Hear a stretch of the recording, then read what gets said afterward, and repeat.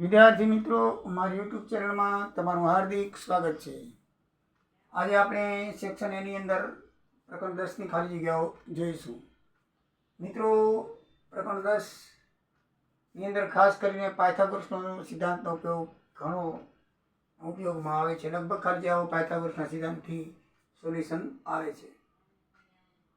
તો આપણે એક ખાલી જગ્યા જોઈએ. આગળ આપેલા આકૃતિમાં વર્તુળની ત્રિજ્યા ખાલી જગ્યા સેન્ટીમીટર થાય. આપણને આકૃતિ આપી દીધેલી છે અને એની ત્રિજ્યા આપણે શોધવાની છે. બરાબર છે. આપણને કર્ણનું માપ આપી દીધું છે અને આ બાજુનું માપ આપી દીધું છે. આ કાટખૂણો કહેવાય. કાટખૂણાની સામેની બાજુને કર્ણ કહેવાય. એટલું યાદ રાખજો કે કેન્દ્રમાંથી દોરેલો લંબ એટલે કે ત્રિજ્યા આ છે એ હંમેશા કાટખૂણો બનાવે. આ બાજુ હોય તો એ પણ કાટખૂણો બનાવે. એટલે કાટખૂણાની સામેની બાજુ કર્ણ કહેવાય. આ એ બીજી બાજુ છે ને આ ત્રિજ્યાનું માપ શોધવાનું છે.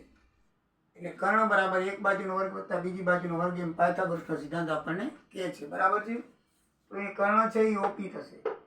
ઓપીનો સ્ક્વેર બરાબર એક બાજુનો ઓએનો સ્ક્વેર વત્તા બીજી બાજુ એપીનો સ્ક્વેર. એટલે કર્ણનું માપ છે 13 બરાબર ઓએ આપણે શોધવાનું છે અને એપીનું માપ 12 આપ્યું છે તો 12નો વર્ગ એટલે 13નો વર્ગ 169. ઓએ વર્ગ શોધવાનો છે. 12 12 144.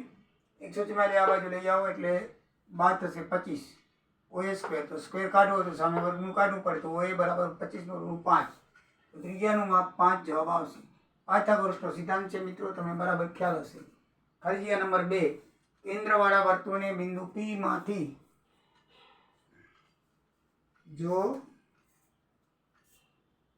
O કેન્દ્રવાળા વર્તુળને બિંદુ P માંથી દોરેલા સ્પર્શકો, આ O કેન્દ્ર છે, એમાં બે સ્પર્શકો છે P અને PB, બે સ્પર્શકો છે અને એ બે વચ્ચેનો ખૂણો 80 અંશનો છે. કેટલા અંશનો છે? 80 અંશનો છે. તો POA આ પ્રશ્નાર્થ કિનારો આપણે ખૂણો શોધવાનો છે. મિત્રો, યાદ રાખજો કે વર્તુળની બહારના બિંદુમાંથી દોરેલા બે સ્પર્શકો દ્વારા બનતા ખૂણાના દ્વિભાજક પર વર્તુળનું કેન્દ્ર હંમેશા હોય છે. અહીંયાથી આમ તમે દોરો એટલે વર્તુળનું કેન્દ્ર પછી આમ દોરો એટલે આ બે ખૂણા કેવા થઈ જાય? સરખા થઈ જાય. મીન્સ કે દ્વિભાજક બની જાય. એ ખૂણાનો દ્વિભાજક બને એટલે આખો ખૂણો 80નો છે તો પછી આ બે ખૂણા કેટલાના થાય? 40 40ના થાય. હવે આ તો આપણે સાંભળી ગઈ. કર્ણ અહીંયાથી દોરેલો આ ત્રિજ્યા છે એ હંમેશા વર્તુળના બિંદુ જોડે કાટખૂણો બનાવે. એટલે કે કેન્દ્રથી દોરેલો લંબ હંમેશા શું બનાવે છે? કાટખૂણ બનાવે છે. તો આ કાટખૂણ થયો 90 અંશનો, આ થયો 40 અંશનો. 90 ને 40 130. તો આ કેટલાનો હોય? 50નો હોય. કેટલાનો હોય? 50નો હોય. એટલે આ ત્રિકોણ AEO બરાબર કેટલા થાય? આખો 180 અંશ થાય. એટલે આ જે 80નો છે, 80નો છે એ 40નો છે. એટલે આપણે ખૂણો APO શોધવો હોય તો APO તો કેટલાનો થાય? 40. 80 ગુણ્યા 1/3 40નો થાય. હવે કેન્દ્રમાંથી દોરેલો કોઈ પણ ત્રિજ્યાને કાટખૂણે છેદે છે જેથી A બરાબર 90 થાય. તો આ બરાબર કેટલાનું થાય? 90. આપણે જોઈ ગયા. આમ ત્રિકોણના ત્રણેય ખૂણાનો સરવાળો 180 થાય તો 90 ને 40. આ 90 ને 40 130. તો આ કેટલાનો હોય? 50નો હોય. આ સમકેન્દ્રીય વાળો બરાબર ધ્યાનમાં રાખજો મિત્રો. બે સમકેન્દ્રીય વર્તુળ છે. 1 સેન્ટીમીટર 5 છે અને બીજું છે 3 સેન્ટીમીટર. મોટા વર્તુળની જીવા નાના વર્તુળને સ્પર્શે છે તો તેની લંબાઈ શોધો. તો નાના વર્તુળ 3 સેન્ટીમીટર છે એટલે આ જે P કેન્દ્રથી છે એ 3 સેન્ટીમીટર અને મોટી PB મોટા વર્તુળની ત્રિજ્યા થાય એ 5 સેન્ટીમીટર છે. તો અને એક જીવા AB નાના વર્તુળને છેદે છે તો આ છેદે સ્પર્શે છે. સોરી, M બિંદુ એને સ્પર્શે છે. આ AB આખી જીવા છે. તો જીવા મિત્રો કેને કહેવાય? તમને ખબર છે. કેન્દ્રમાંથી પસાર થતી જીવા એ વ્યાસ કહેવાય અને બાકી બધાને જીવા કહેવાય. તો AB વર્તુળના કોઈ પણ બે સ્પર્શ બિંદુને જોડતી રેખા જીવા, A અને B ને જોડતી જે રેખા છે એને જીવા કહેવાય. અને કેન્દ્રમાંથી જો લંબ દોરીએ તો હંમેશા એ 90 અંશને ખૂણો હોય. તો એ જે છે એ 3 સેન્ટીમીટર છે. સામે કર્ણ કહેવાય એ 5 સેન્ટીમીટર છે. અને આ જે ખૂણો છે હંમેશા 90નો બને, લંબ બને. એટલે વળી પાછો પાયથાગોરસનો સિદ્ધાંત PB સ્ક્વેર છે એ કર્ણ બનશે. તો PBનો સ્ક્વેર બરાબર PMનો સ્ક્વેર વત્તા MBનો સ્ક્વેર. તો PB 5 છે એટલે 5નો વર્ગ બરાબર PM 3 છે. માપ આપેલું છે અને MB આપણે શોધવાનું છે. તો પાયથાગોરસના સિદ્ધાંત પ્રમાણે કરીએ તો 25માંથી 9 જાય એટલે 16 અને 16નું વર્ગમૂળ કાઢવું પડે કારણ કે MB સ્ક્વેર છે તો સામે સ્ક્વેર હોવો જોઈએ એટલે એમબી બરાબર 4 થાય. એટલે એમબી બરાબર કેટલા આવ્યા? 4. મિત્રો આ પણ 4 થાય. તો આ પણ કેટલી થાય? 4. કારણ કે દોરેલ લંબ છે ને એ જીવાના 2 સરખા ભાગ બનાવે છે. આ 4 થાય તો આ 4 થાય તો આખી જીવા કેટલાની થાય? 8ની થાય. માટે એબી બરાબર 4 ગુણ્યા 2 તો કેટલા થશે? 8 સેન્ટીમીટર થશે. હવે ચક્રી ચતુષ્કોણ એબીસીડીમાં ખૂણો એ ઓછા ખૂણો સી બરાબર 70 છે તો ખૂણો સી બરાબર ખાલી જગ્યા થાય. મિત્રો હંમેશા ધ્યાન રાખજો, ચક્રીય ચતુષ્કોણના સામસામેના ખૂણા પૂરક હોય છે, યાદ રાખવાનું. અને 180 થાય પૂરો. એટલે એ ઓછા સી 70 આપણને દાખલામાં આપેલો છે. તો એ વત્તા સી સામસામેના ખૂણા કહેવાય. તો એ કેટલા થાય છે? 180 અંશ.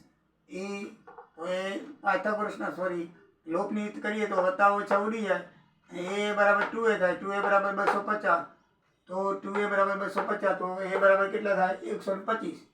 હવે ખૂણો એ બરાબર 125 આવ્યો તો કોઈ પણ સમીકરણમાં તમે એ બરાબર 125 મૂકો અને આ બાજુ 180 માંથી બાદ કરો તો બાકીનો ખૂણો 180 માંથી 125 બાદ થયા કેટલા આવ્યા? 55 આવ્યા.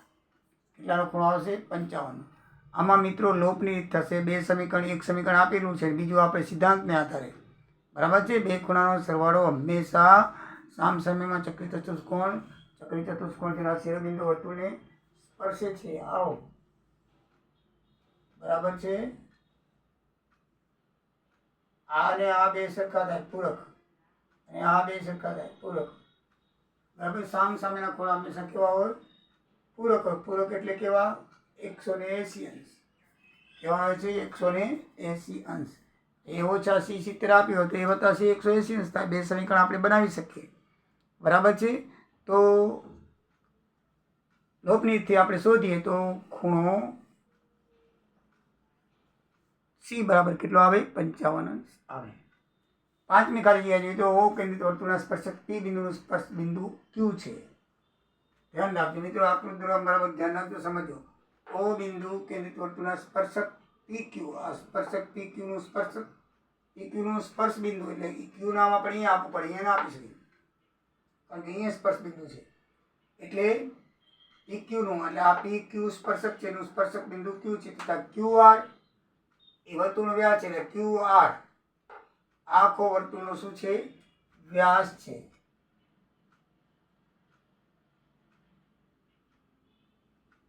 ક્યુ આર વર્તુળનો વ્યાસ છે.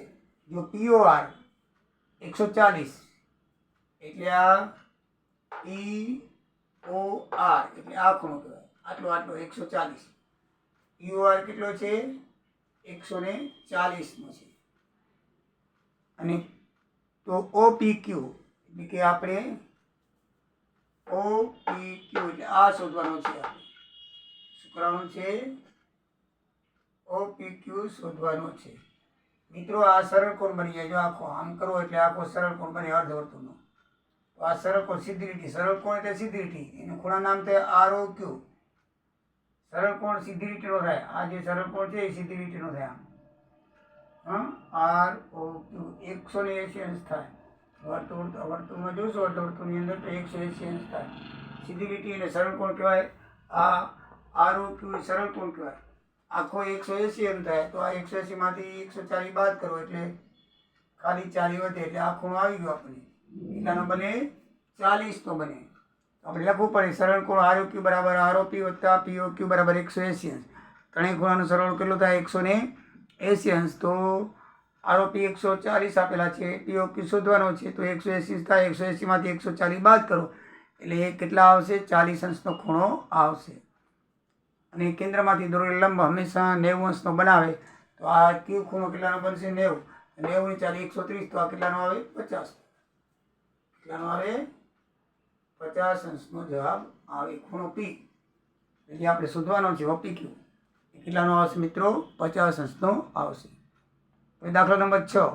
5 સેન્ટીમીટર ત્રિજ્યાવાળા કોઈ બિંદુ પી આગળ દોરેલો એક સ્પર્શક પી ક્યુ કેન્દ્ર ઓમાંથી પસાર થતી રેખાને ક્યુ બિંદુમાં છેદે. તો આ 5 સેન્ટીમીટર ત્રિજ્યા છે ઓપી. કોઈ પણ બિંદુ પી માંથી દોરેલો એક સ્પર્શક એટલે આપણે પી ક્યુ સ્પર્શક દોરેલો એ ઓ માંથી પસાર થતી રેખા એટલે ઓ માંથી પસાર થતી રેખા ક્યુમાં છેદે છે. ક્યાં છેદે છે? ક્યુમાં છેદે છે.